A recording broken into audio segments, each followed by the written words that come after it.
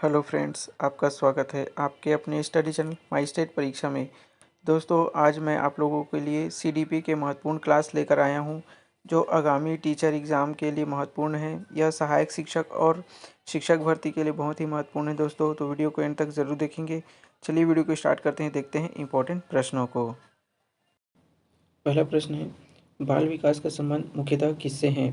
Option है केवल शारीरिक वृद्धि से, केवल मानसिक वृद्धि से, बालक में होने वाले समग्र परिवर्तनों से, केवल भाषा विकास से। तो इसका सही उत्तर दोस्तों ऑप्शन नंबर यहाँ पर सी जो है करेक्ट होगा। बालक में होने वाले समग्र परिवर्तन से जो है बाल विकास का संबंध होता है। प्रश्न दूसरा देखते हैं। सेकंड प्रश्न है, बाल विकास की प्रक्रिया कैसी होती है? अचानक होती हैं, निरंतर होती हैं, केवल जन्म के बाद कुछ वर्षों तक होती हैं, केवल विद्यालय में होती हैं। इसका सही उत्तर दोस्तों ऑप्शन नंबर बी जो है करेक्ट हो जाएगा। यह निरंतर चलते रहती है दोस्तों, जन्म से लेकर माँ के गर्भ से यह मृत्यु पर्यंत तक चलती रहती है, यानी बाल विकास जो है एक निरंतर कंटिन्यूटी प्रक्रिया है। देखते हैं प्रश्न तीन। प्रश्न थर्ड देखते हैं, वृद्धि मुख्यतः किस प्रकार का परिवर्तन है? ऑप्शन है गुणात्मक, मात्रात्मक, सामाजिक या भावात्मक। वृद्धि जो है दोस्तों एक मात्रात्मक परिवर्तन है, तो इसका सही उत्तर ऑप्शन बी जो है करेक्ट हो जाएगा, मात्रात्मक परिवर्तन। अगला प्रश्न देखते हैं। प्रश्न क्रमांक 4 देखते हैं, बालक के विकास को सबसे अधिक प्रभावी करने वाले दो प्रमुख कारक कौन से हैं? पहला है खेल और मनोरंजन, दूसरा है वंशानुक्रम और वातावरण, तीसरा है विद्यालय और पुस्तक, चौथा है भाषा और गणित। इसका सही उत्तर दोस्तों ऑप्शन नंबर बी जो है सही उत्तर बनेगा, वंशानुक्रम और वातावरण इसका सही उत्तर होगा। अगला प्रश्न देखते हैं।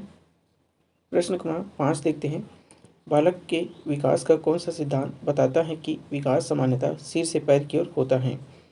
ऑप्शन ए निकट दूर सिद्धांत, ऑप्शन बी मस्तकाधोमुखी सिद्धांत, ऑप्शन सी सामान्य से विशिष्ट सिद्धांत, ऑप्शन डी निरंतरता का सिद्धांत। तो इसका सही उत्तर दोस्तों ऑप्शन बी जो है करेक्ट होगा। मस्तकाधोमुखी जो सिद्धांत जो है बताता है कि बालक का विकास सिर से पैर की ओर होता है। ऑप्शन बी करेक्ट होगा, मिला लेंगे।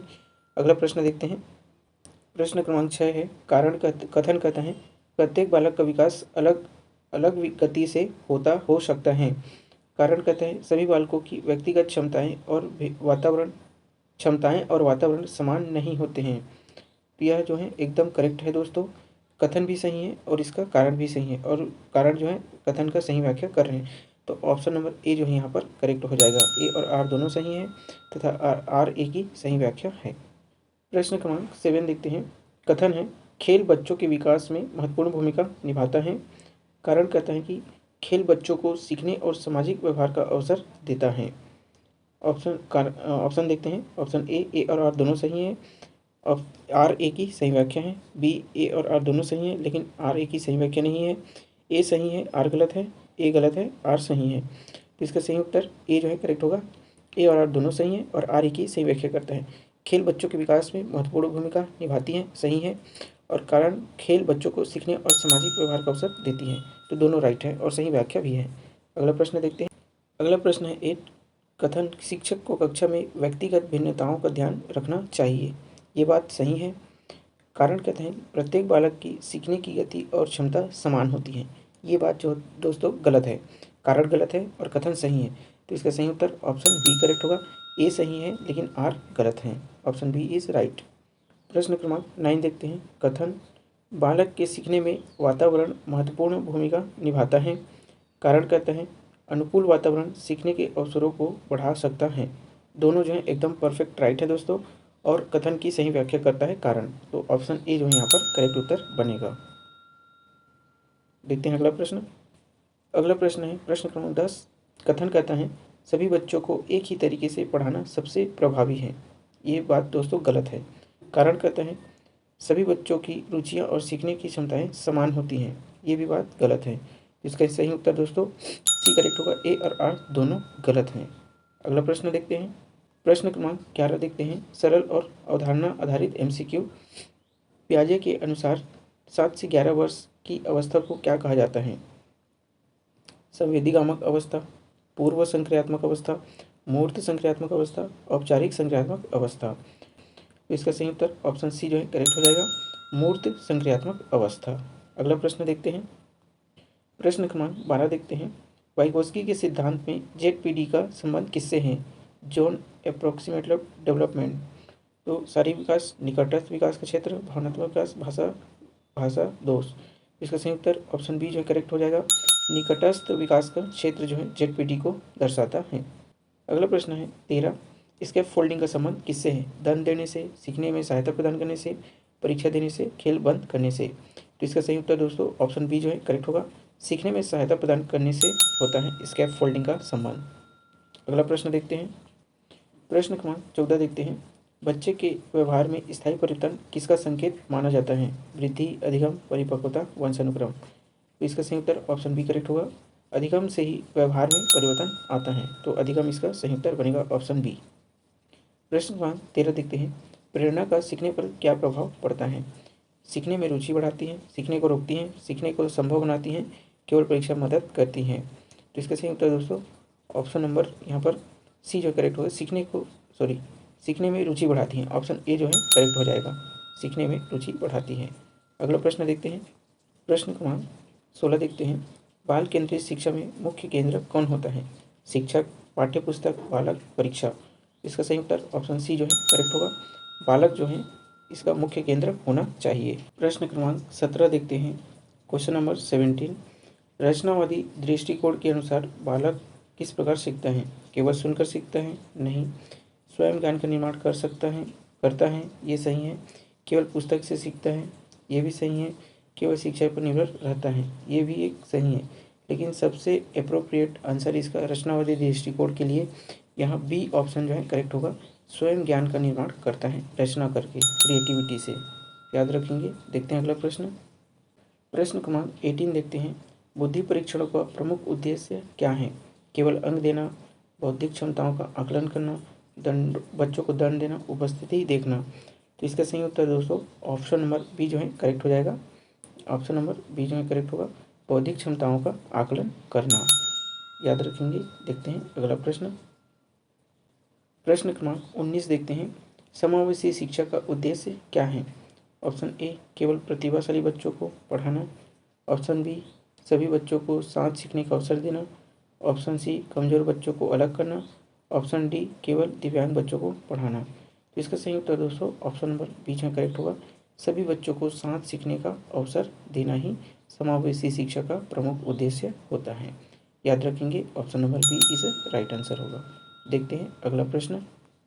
क्वेश्चन नंबर 20 देखते हैं। अधिगम में तत्काल प्रतिपुष्टि क्या महत्व है? ऑप्शन ए गलतियों को समझने और सुधारने में सहायता, ऑप्शन बी सीखने को रोकना, ऑप्शन सी केवल अंक बढ़ाना, ऑप्शन डी गृह कार्य कम करना। इसका सही उत्तर ऑप्शन ए जो है करेक्ट होगा। अधिगम से जो है बच्चा अपनी गलतियों को सुधारता है, समझता है और सुधारने में सहायता प्रदान होता है तत्काल प्रतिपुष्टि देने में। तो option A is a right answer. देखते हैं अगला प्रश्न। सही जोड़ी वाले प्रश्न देखते हैं। क्वेश्चन नंबर 21 से सही जोड़ी को मिलान कीजिए। ऑप्शन ए पियाजे संज्ञानात्मक विकास, ऑप्शन बी स्किनर नैतिक विकास, ऑप्शन सी कोहलबर्ग शारीरिक विकास, ऑप्शन डी वाइगोस्की केवल बुद्धि परीक्षण। तो इसका सही उत्तर ऑप्शन ए जो है करेक्ट होगा। पियाजे का संज्ञानात्मक विकास यहाँ पर सही उत्तर बनेगा। देखते हैं अगला प्रश्न। क्वेश्चन नंबर 22 देखते हैं। सही जोड़ी का चयन कीजिए। ऑप्शन ए कोहलबर्ग का नैतिक विकास सिद्धांत, ऑप्शन बी पियाजे का शास्त्रीय अनुबंधन सिद्धांत, ऑप्शन सी स्किनर का संज्ञानात्मक अवस्थाएं, ऑप्शन डी वाइगोस्की का IQ परीक्षण। इसका सही उत्तर दोस्तों ऑप्शन नंबर ए जो है यहाँ पर करेक्ट हो जाएगा। कोहलबर्ग का जो है नैतिक विकास सिद्धांत यहाँ पर सही उत्तर बनेगा। मिला लेंगे। देखते हैं अगला प्रश्न। अगला प्रश्न है 23। निम्नलिखित में सही सुमेलित युग्म कौन सा है? तो इसका सही उत्तर जो है ऑप्शन नंबर ए जो है करेक्ट हो जाएगा। स्किनर का प्रक्रिया प्रसूत अनुबंधन सिद्धांत जो है इसका सही उत्तर बनेगा। स्किनर का क्रिया प्रसूत अनुबंधन सिद्धांत। अगला प्रश्न देखते हैं। क्वेश्चन नंबर 24 देखते हैं। सही जोड़ी चुनिए। पावलाव शास्त्रीय अनुबंधन, स्किनर नैतिक विकास, कोहलबर्ग भाषा विकास, पियाजे का शास्त्रीय अनुबंधन। इसका सही उत्तर दोस्तों ऑप्शन नंबर ए जो है यहाँ पर करेक्ट हो जाएगा। पावलाव का शास्त्रीय अनुबंधन सिद्धांत इसका सही उत्तर बनेगा। देखते हैं अगला प्रश्न। क्वेश्चन नंबर 25 देखते हैं। निम्नलिखित में से सही जोड़ी कौन सी है? ऑप्शन ए वाइगोस्की का सामाजिक सांस्कृतिक सिद्धांत, पियाजे का व्यवहारवाद, स्किनर का संज्ञानात्मक विकास और कोहलबर्ग का सामाजिक सांस्कृतिक सिद्धांत। तो इसका सही उत्तर ऑप्शन नंबर ए जो है करेक्ट हो जाएगा। वाइगोस्की का सामाजिक सांस्कृतिक सिद्धांत जो है इसका सही उत्तर बनेगा। देखते हैं अगला प्रश्न। क्वेश्चन नंबर 26 है दोस्तों, क्रम अरेंजिंग आधारित प्रश्न है। तो पियाजे के संज्ञानात्मक विकास की अवस्थाओं का सही क्रम कौन सा है? ऑप्शन ए औपचारिक, मूर्त, पूर्व संक्रियात्मक, संविधि गामक। ऑप्शन बी संविधि गामक, पूर्व संक्रियात्मक, मूर्त संक्रियात्मक, औपचारिक संक्रियात्मक। ऑप्शन सी पूर्व संक्रियात्मक, संविधि गामक, औपचारिक मूर्त। ऑप्शन डी मूर्त, औपचारिक, संविधि गामक और पूर्व संक्रियात्मक। इसका सही उत्तर दोस्तों और जो है करेक्ट हो जाएगा। संविधि गामक, पूर्व संक्रियात्मक, फिर मूर्त संक्रियात्मक, फिर है औपचारिक संक्रियात्मक। तो इस प्रकार से ऑप्शन नंबर बी जो है करेक्ट हो जाएगा। संविधि, पूर्व, मूर्त, संक्रिया, फिर औपचारिक। इस प्रकार से याद रखेंगे आप लोग ऑप्शन नंबर बी को। देखते हैं अगला प्रश्न। क्वेश्चन नंबर 27 देखते हैं। बाल विकास के सामान्य क्रम को पहचानिए। ऑप्शन ए सामाजिक, शारीरिक, संज्ञानात्मक, भावात्मक, शारीरिक, संज्ञानात्मक, भावात्मक, सामाजिक। इनमें से कोई एक निश्चित क्रम सभी बच्चों पर लागू नहीं होता है और केवल शारीरिक विकास होता है। तो इसका सही उत्तर ऑप्शन सी जो है करेक्ट हो जाएगा। इनमें से कोई एक निश्चित क्रम सभी बच्चों पर लागू नहीं होता है। अगला प्रश्न। क्वेश्चन नंबर 28 देखते हैं। सीखने की प्रक्रिया में सामान्यतः कौन सा क्रम अधिक उपयुक्त होता है? ऑप्शन ए अनुभव, समझ, अभ्यास, अनुप्रयोग। अनुप्रयोग, अनुभव, समझ, अभ्यास। अभ्यास, परीक्षा, अनुभव, समझ।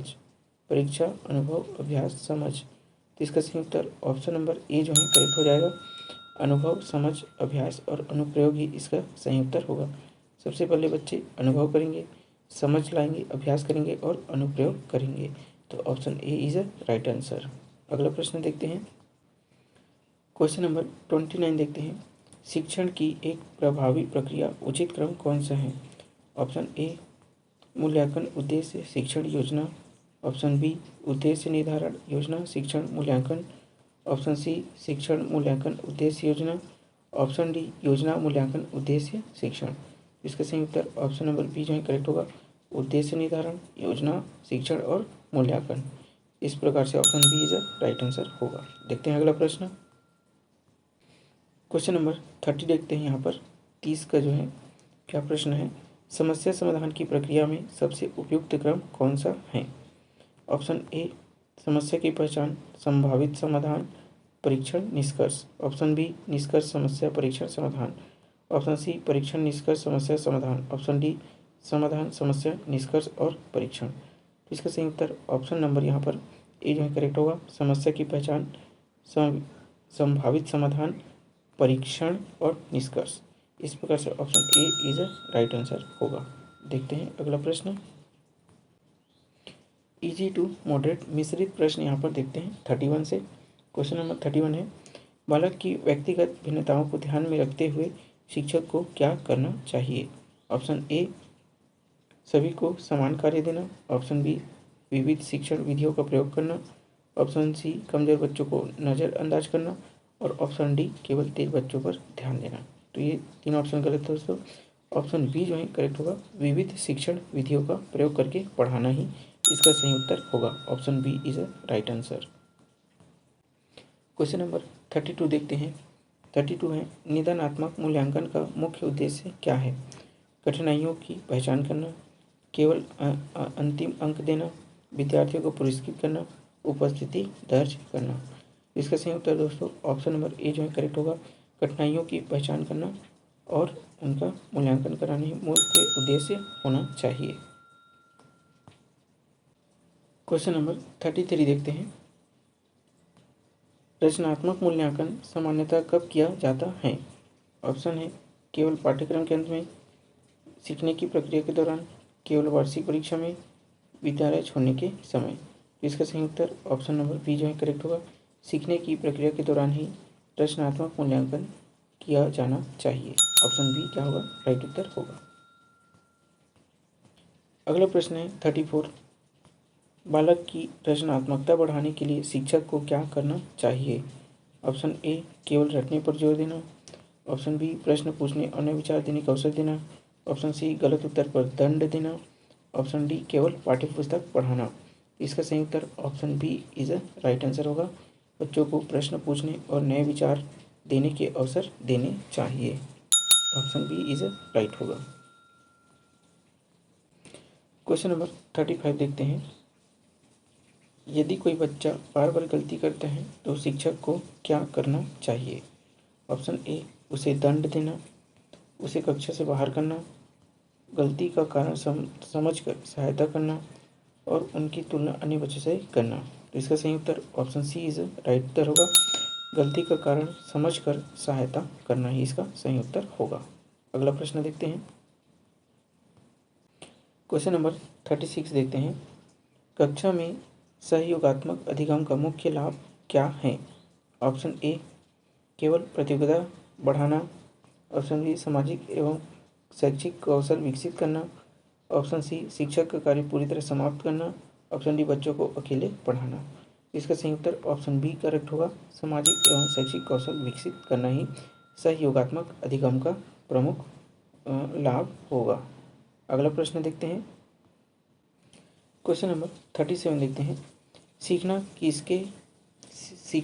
करके सीखना किस प्रकार के अधिगम पर अधिक जोर देता है? अनुभवात्मक अधिगम, रटकर सीखना, निष्क्रिय अधिगम, केवल मौखिक अधिगम। इसका सही उत्तर ऑप्शन नंबर ए जो है करेक्ट होगा। अनुभवात्मक अधिगम पर यह जोर देता है, करके सीखना। ठीक है, याद रखेंगे। देखते हैं अगला प्रश्न। क्वेश्चन नंबर 38 है। बालक की भाषा के विकास में सबसे महत्वपूर्ण भूमिका किसकी होती है? ऑप्शन ए सामाजिक अंतर्क्रिया, ऑप्शन बी केवल परीक्षा, ऑप्शन सी केवल पाठ्यपुस्तक, ऑप्शन डी केवल गृह कार्य। तो इसका सही उत्तर ऑप्शन ए जो है करेक्ट हो जाएगा। सामाजिक अंतःक्रिया से जो है बालक जो है सीखता है। याद रखेंगे, ऑप्शन ए इज राइट उत्तर होगा। देखते हैं अगला प्रश्न। क्वेश्चन नंबर 39 दिया है।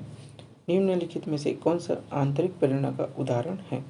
ऑप्शन ए पुरस्कार पाने के लिए पढ़ना, नहीं, दंड से बचने के लिए पढ़ना, विषय में रुचि होने के कारण पढ़ना और अंक पाने के लिए पढ़ना। तो इसका सही उत्तर क्या बनेगा? इसका सही उत्तर ऑप्शन सी बनेगा। विषय में रुचि होने के कारण पढ़ना ही आंतरिक प्रेरणा का उदाहरण है। याद रखेंगे सी।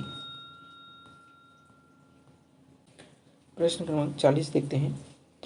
अच्छा शिक्षक विद्यार्थियों की गलतियों को किस रूप में देखता है? ऑप्शन ए असफलता के प्रमाण के रूप में, सीखने के अवसर के रूप में, दंड के रूप में, कमजोरी छिपाने के रूप में। तो इसका सही उत्तर ऑप्शन नंबर बी जो है करेक्ट होगा। सीखने के अवसर के रूप में जो है सीखते हैं, मतलब देखते हैं शिक्षक जो है विद्यार्थियों की गलतियों को। तो ऑप्शन बी इज राइट उत्तर होगा। देखते हैं अगला प्रश्न। क्वेश्चन नंबर 41 है। कथन कहता है कि कक्षा में प्रश्न पूछने से विद्यार्थियों का अधिगम बेहतर हो सकता है। कारण कहता है प्रश्न विद्यार्थियों को सोचने और अपनी समझ व्यक्त करने का अवसर देता है। तो दोस्तों ऑप्शन नंबर यहाँ पर ए जो है करेक्ट हो जाएगा। ए और आर दोनों सही हैं तथा आर ए की सही व्याख्या करता है। देखते हैं अगला प्रश्न। क्वेश्चन नंबर 42 देखते हैं। कथन कहता है केवल परीक्षा के अंकों से बालक की पूरी क्षमता का पता लगाया जा सकता है। कारण कहते हैं कि बालक की क्षमता के अनेक आयाम होते हैं। तो इसका सही उत्तर दोस्तों क्या बनेगा? कथन जो है गलत है और कारण जो है सही है। तो ए गलत आर सही कहाँ पर दिया है? ऑप्शन सी दिया है। ए गलत है और आर सही है। तो इसका सही उत्तर ऑप्शन सी जो है करेक्ट हो जाएगा। देखते हैं अगला प्रश्न। क्वेश्चन नंबर 43 देखते हैं। कथन है सकारात्मक प्रोत्साहन कक्षा में उपयोगी है। कारण कहता है कि प्रोत्साहन विद्यार्थियों में आत्मविश्वास और सीखने की इच्छा बढ़ा सकता है। इसका सही उत्तर ऑप्शन ए जो है करेक्ट होगा। ए और आर दोनों सही हैं तथा आर ए की सही व्याख्या करता है। देखते हैं अगला प्रश्न। अगला प्रश्न है 44। कथन ए कहता है कि शिक्षक को विद्यार्थियों की तुलना एक दूसरे से करने से बचना चाहिए। ये राइट है। कारण कहते हैं कि प्रत्येक विद्यार्थी की सीखने की गति और पृष्ठभूमि अलग हो सकती हैं। ये भी सही है। तो इसका सही उत्तर ऑप्शन ए जो है करेक्ट हो जाएगा। ए और आर दोनों सही हैं तथा आर ए की सही व्याख्या करता है। तो इस प्रकार से ऑप्शन ए जो है इसका करेक्ट होगा। देखते हैं अगला प्रश्न। क्वेश्चन नंबर 45 देखते हैं। कथन ए, समूह कार्य विद्यार्थियों के सामाजिक कौशल को विकसित कर सकता है। सही है। कारण कहता है समूह कार्य में विद्यार्थी एक दूसरे के साथ सहयोग और संवाद करते हैं। ये भी सही है। तो इसका सही उत्तर ऑप्शन ए जो है करेक्ट हो जाएगा। ए और आर दोनों सही हैं तथा आर ए की सही व्याख्या करता है। अगला प्रश्न देखते हैं। अंतिम 5 महत्वपूर्ण प्रश्न है यहाँ पर। देखते हैं 46 से। निम्नलिखित में से कौन सा समावेशी कक्षा का उदाहरण है। ऑप्शन ए, दिव्यांग बच्चों को अलग कक्षा में रखना, सभी बच्चों को आवश्यक सहायता के साथ साथ पढ़ाना, केवल मेधावी बच्चों को गतिविधि में शामिल करना, डी, कमजोर बच्चों को गृह कार्य न देना। तो इसका सही उत्तर दोस्तों ऑप्शन नंबर बी जो है करेक्ट लग रहा है। सभी बच्चों को आवश्यक सहायता के साथ साथ पढ़ाना ही इसका सही उत्तर बनेगा। ऑप्शन बी इज राइट होगा। देखते हैं अगला प्रश्न। अगला प्रश्न है 47। यदि विद्यार्थी किसी प्रश्न का गलत उत्तर देता है तो शिक्षक को सबसे उचित प्रतिक्रिया क्या होगी। ऑप्शन ए, तुम्हें कुछ नहीं आता। ऑप्शन बी, तुरंत दंड देना चाहिए। ऑप्शन सी, अपने उत्तर के बारे में फिर से सोचो, हम इसे साथ में समझते हैं। ऑप्शन डी, दूसरे विद्यार्थी से उसकी तुलना करना। इसका सही उत्तर ऑप्शन सी करेक्ट होगा। अपने उत्तर के बारे में फिर से सोचो, हम इसे समझते हैं, ऐसा कहना ज़्यादा उत्तर सही बनेगा। देखते हैं अगला प्रश्न। क्वेश्चन नंबर 48 है। निम्नलिखित में से उच्च स्तरीय चिंतन का उदाहरण क्या है। परिभाषा याद करना, तथ्य दोहराना, किसी समस्या के अनेक संभावित समाधान खोजना, और डी कहता है कि शब्द की नकल करना। तो इसका सही उत्तर ऑप्शन सी जो है करेक्ट होगा। किसी समस्या के अनेक संभावित समाधान खोजना ही इसका सही उत्तर होगा। याद रखेंगे ऑप्शन सी इज राइट उत्तर बनेगा। याद रखेंगे। देखते हैं अगला प्रश्न। क्वेश्चन नंबर 49 देखते हैं। बालक के नैतिक विकास के अध्ययन से मुख्य रूप से किस मनोवैज्ञानिक का नाम जुड़ा है। ऑप्शन ए, बालक के नैतिक विकास से, तो कोहलबर्ग, स्किनर, पावलोव, थॉर्नडाइक। तो इसका सही उत्तर दोस्तों ऑप्शन ए करेक्ट होगा। कोहलबर्ग ने ही नैतिक विकास का सिद्धांत दिया था। तो नैतिक विकास से संबंधित है कोहलबर्ग। लास्ट और अंतिम प्रश्न देखते हैं 50।